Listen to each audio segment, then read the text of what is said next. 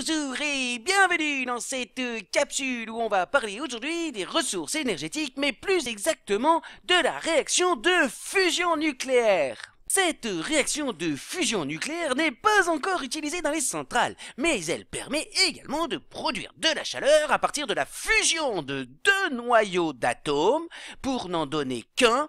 Au contraire de la fission, on ne va pas casser un atome, mais au contraire en associer deux, en fusionner deux. Cette réaction produit également de la chaleur. Ce n'est pas une réaction naturelle, spontanée, mais ce type de réaction est à l'étude et on cherche aujourd'hui à alimenter des centrales sur le principe de la fusion. Mais je sais, vous voulez savoir un petit peu plus ce qu'il en est.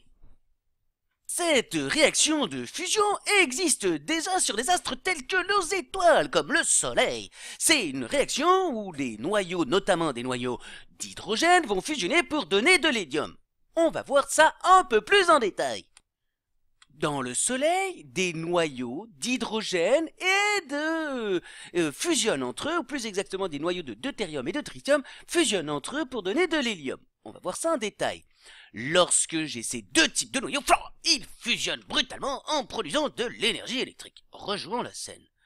Nous avons au départ deux atomes, deux noyaux différents qui étaient des noyaux de tritium et de deutérium. Ces deux noyaux, en fusionnant, fusionnent leurs éléments et donnent de l'hélium. Un neutron est libéré. Mais attention, ces noyaux ici sont des noyaux positifs. Les noyaux positifs, par nature, ont tendance à se repousser. Il faut donc trouver un moyen pour les fusionner, et pour cela, on chauffe énormément. Il faut atteindre des températures d'environ 100 millions de degrés pour pouvoir obtenir cette fusion.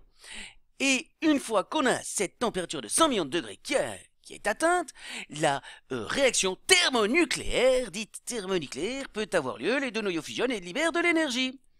C'est ce qu'il se passe, bien évidemment, constamment sur le Soleil. Mais pourquoi est-on obligé de chauffer? C'est simplement les noyaux positifs qui ont tendance à se repousser.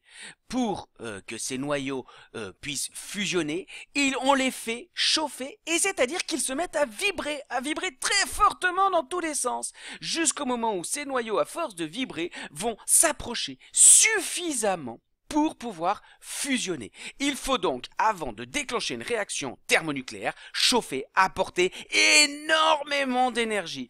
Et pour réussir à fabriquer des réacteurs sur le principe donc de la fusion, il faut fabriquer des enceintes capables de résister à des températures extrêmes comme celle-ci.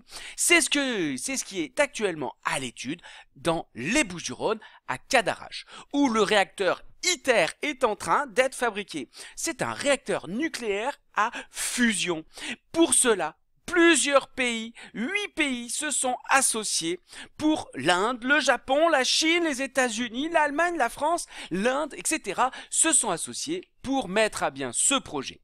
Dans ce type de réacteur, qu'on appelle un Tomahawk, les éléments chimiques sont portés à 100 millions de degrés, et on doit, pour introduire des différents matériaux, et les chauffer pour faire ce qu'on appelle un plasma. Mais pour que ce plasma ne touche pas les parois du réacteur, il faut le piéger dans un champ électromagnétique très très intense. Sinon, sans ce champ électromagnétique, la chaleur ferait fondre les parois du réacteur. Bref, vous l'avez compris, c'est un défi technologique, et ce type de réacteur ne sera efficace que dans plusieurs dizaines d'années, peut-être. Reprenons. L'hydrogène ici, sous la forme de tritium, puisqu'il y a 3 particules dans son noyau. On le retrouve ici, 3 nucléons, dont un proton.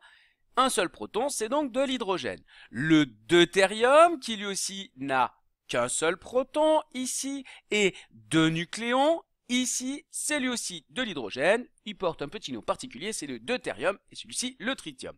Lorsqu'ils sont portés dans un réacteur à très haute température, à plusieurs centaines de millions de degrés, ces deux noyaux positifs fusionnent pour donner de l'hélium comportant 2 protons. Et donc 4 nucléons, 2 protons, 4 nucléons, c'est de l'hélium. Il libère cette réaction donc de fusion, libère également un nucléon, c'est le type de réaction qu'on a sur le Soleil. Voici le type d'équation qui symbolise la réaction de fusion, où deux éléments fusionnent en un. Bien évidemment, les lois de conservation des masses et des charges sont conservées. Ici, j'ai 5 nucléons, 4 et 1, 5 nucléons à l'arrivée, pour 2 protons au départ, et donc 2 protons à l'arrivée. Voici un petit tableau récapitulatif. La fission, on fissure un gros noyau en 2 éléments qui sont radioactifs. Des nucléons sont... des neutrons exactement, sont libérés. Voici le type d'équation que l'on peut avoir. Un neutron, un gros noyau cassé en 2 autres gros noyaux et libération de neutrons. Et ici la réaction de fusion avec 2 éléments hydrogène qui fusionnent pour donner de l'hélium. C'est la réaction qu'on a sur le Soleil. Alors, comme on l'a vu, la fission produit des déchets radioactifs assez nombreux et avec une très longue durée de vie. La réaction de fusion produit principalement de l'hélium qui n'est pas radioactif. Cette réaction est beaucoup plus facile à contrôler. Ce n'est pas une réaction en chaîne comme la réaction de fusion. Il est plus facile de l'arrêter et il y a beaucoup moins de déchets radioactifs, même s'il y en a quand même un petit peu, qui sont produits lors de la réaction de fusion. Dans l'avenir, nous espérons que cette technologie fonctionnera et permettra d'alimenter en électricité vos besoins quotidiens. Voilà, j'espère que cette petite capsule vous aura plu et qu'elle vous aura permis d'en savoir un petit peu plus sur la réaction de fusion. N'oubliez pas de compléter votre questionnaire en ligne. Et moi je vous dis à plus en classe!